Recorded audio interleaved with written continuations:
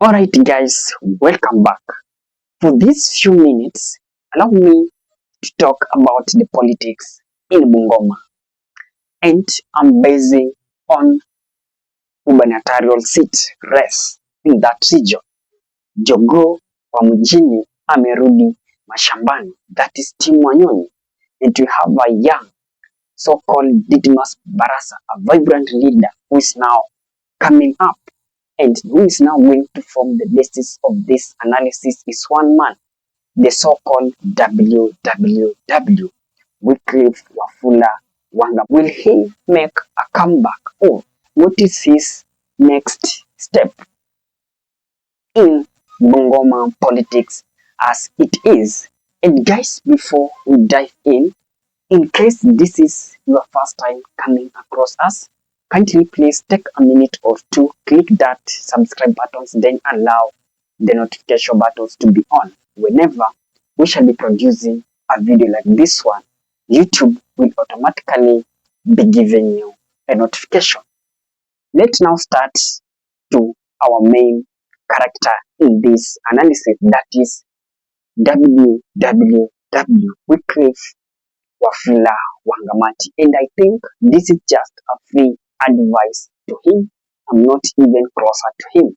But now, Wycliffe Wangamati was a governor of Bungoma County from 2017 to 2022. He served the county for good 5 years. Wycliffe was a man who tried to bring innovative in Bungoma County, not only just in education, but also through agriculture and even infrastructure in the region as it is. But now, some of the people did not buy his idea well, and some say that the guy was so nepotism, in that he used just to favor his family more than the other people in the county.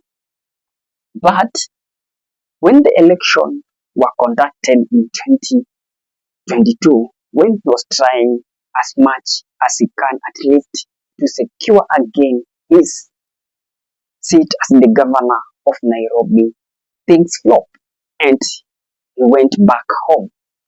But when we are now gearing to 2027, we have people that they have been working day in, day out on ground to ensure that they win the support of the region for their ambition to be the governor.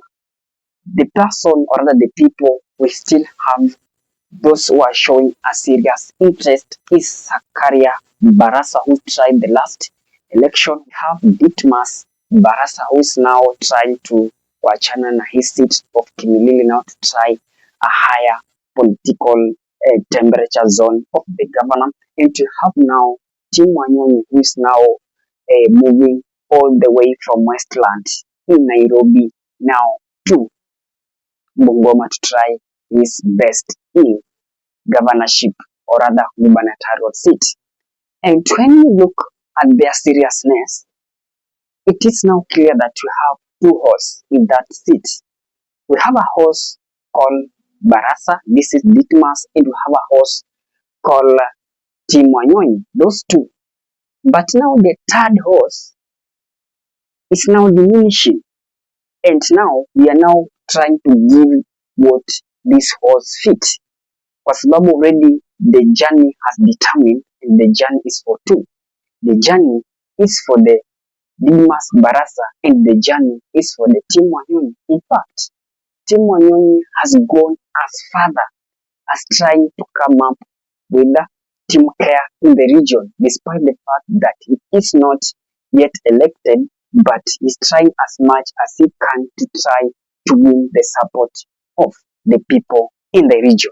Now guys, let's go to the person whom we need to give him another position, a position whom he will win very early in the morning, a position whom it does not need any competitor for him to compete with him, a position that will require him just relax, do a simple campaign there and there, polish A, B, C, D, then come 2027, he will be a senator of Bungoma. That is WWW.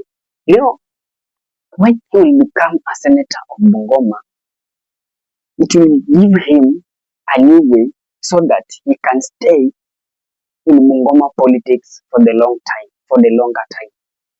In that, in 2027, as things is, Bungoma senator is lacking a competitor. The one who is there, Wafula Wakol, is just worshipping Papa Aroma because Babu is him who made him to be the senator there. So he's not even trying to oversight the real issue that is affecting the people of Bungoma. But now, when Wangamati will be there as a senator, having that, he has served as a governor for quite some times, that is at one term. He understands the networks of Bungoma. He understands how fund is being spent in that county, and he understands well some of the weaknesses and some of the strengths of the county. So vote for him. What he will do there, he will try to initiate some of the policies through his oversight that will ensure that this county is running to be the great county. So, Wafula Wangamati, the senatorial seat is for you. The senatorial seat is for him. When he will come as a senator of Bungoma, then he will serve till 2032. After 2032, then Wangamati will be in our position again to come as a governor kwa sababu has already atakuwa pinpoint some of the things, and remember that the people or rather the students whom he has been helping through his scholarship pia watakuwa they have already done with the education even, and now those will be the strong people that will support him come 2032. So for 2027, where I see it, it is clear that now Wangamati cannot manage to win that race. And if he will lose that race, then he will now atakufa kisiasa. He will start to diminish in Bungoma politics. But if he will go for senator, rest be assured that he will win this seat by a very huge margin. Then he will go to the Senate. And after the Senate, he will decide which term he wishes to serve in Senate. If he will serve for 2 terms in Senate, then he will come back as the again governor of Bungoma. So it will be like senator, governor, senator, governor. Let him try it. Let him give it a try in 2027 to see how this thing is going. But when he decides to come as a governor, I don't think him winning. Ama, what is your thoughts? I'm now talking to the people of Bungoma. What is your thinking on that? According to me, I don't think him winning again. I don't see him winning. Because when you look right on ground, the guy is not campaigning.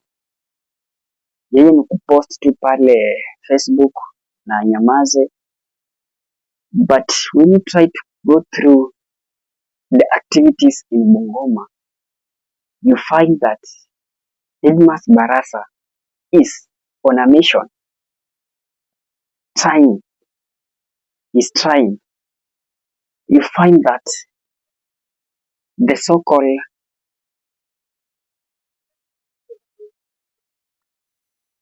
Wanyonyi team trying kabisa, but the last I saw Wangamati campaigning look at kitambo, I cannot even tell. No, I cannot tell. But when the last I saw team campaigning, I can say was on weekend. The last I saw Didmus Barasa campaigning, I can say it was that during that time Teso were trying to install him as their leader in Bungoma. So they are doing some of the activities, even though Wangamati will say that I have network. Network in that the people whom they voted me in 2017, I can still try just to activate some of the network there, then I win. For him, he's thinking it will be okay, but for me, it will not be okay. It will be difficult for him in any other way. What is your thought, guys? Do you really support Wangamati in senatorial seat, or let him just remain in gubernatorial seat come 2027? And who will you want to be your governor come 2027? Is it Team Wanyonyi? Is it Didmus Barasa? Is it the another Barasa, and or rather it is Wangamati? All I call upon our discussion in comment section. Let's have now, drop now your thought there. I'll be doing my best to read it and giving you a response. And to that, guys, peace and love. Bye bye.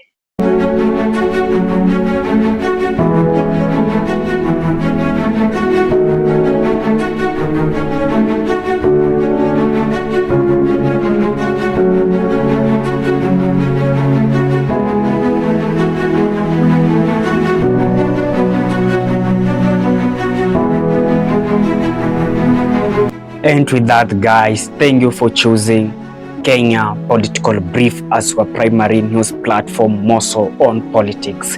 Kindly please share this video to a friend.